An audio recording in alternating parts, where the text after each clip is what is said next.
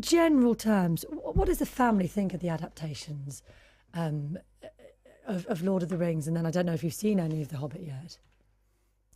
No, I can't tell you what happens in The Hobbit, unfortunately. I know that would be good. I don't really know about the family, but I know what I thought. I kind of liked the first one, but I think the thing with films is that they kind of have to exist in their own right.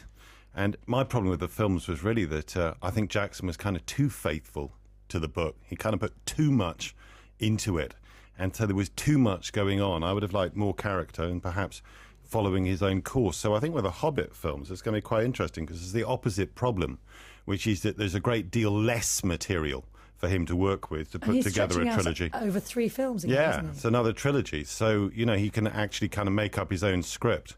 Does the family have any say about the way these things are done? Absolutely none. At all? No. Would it like to have? No.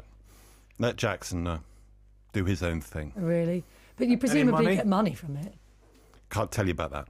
Oh, okay. Fair enough. Lots of questions have come through from people who obviously... It's one of those things that people are utterly passionate about, isn't it? Yeah. So one was really... You love it. You really love it. Or hate it. I don't know.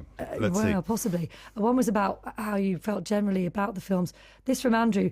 Does Simon think that Peter Jackson's on-screen Middle-earth would be something that JRR would be happy with?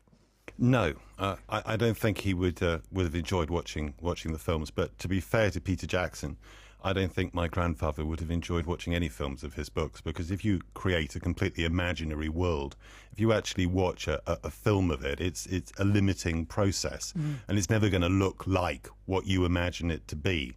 So I don't think it would have worked for him, no. Do you think your grandfather had a very clear picture in his mind, and how different was that to the one we see presented on the screen? Yeah, I think he would have known what an elf would have looked like, and I don't think it would have looked like Orlando Bloom.